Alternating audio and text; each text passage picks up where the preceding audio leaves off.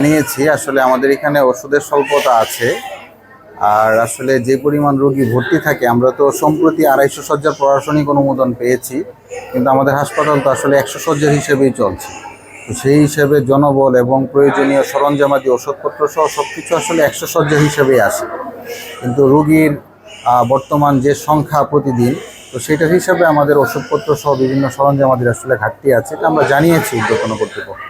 তো পরবর্তীতে যদি আসলে এই আউটব্রেকটা যদি আরও বেশি বাড়ে, তো সেই ক্ষেত্রে আমরা এখানে আরও প্রয়োজনীয় সংখ্যক বেড আমরা এখানে আরও আমরা দিব।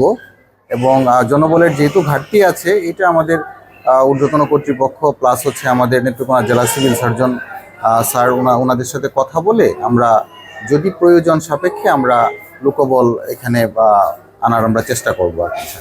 হ্যাঁ, এটা হতে পারে, কারণ যে টিকা নেওয়ার কথা আসলে আমাদের সারা দেশেরই দেখা যাচ্ছে যে মানুষজন গার্মেন্টস সহ বিভিন্ন জায়গায় কাজ করে। তো আসলে যেখানে টিকা নেওয়ার কথা, তো এখানে হয়তো বা টিকা নেওয়ার সময় তারা ওই ডেটটা মিস করেছে। কারণ প্রতি বছরই দেখা যায় ইপিআই শিডিউল অনুসারে আপনার ওই টিকা যারা নেয় তাদের মধ্যে কিছু ডিফল্টার থাকে, অর্থাৎ তারা হয়তো বা গার্মেন্টসে চলে যায় বা তাদের কাজের প্রেক্ষিতে অন্যত্র চলে যায়, যে কারণে টিকাটা তারা মিস করে।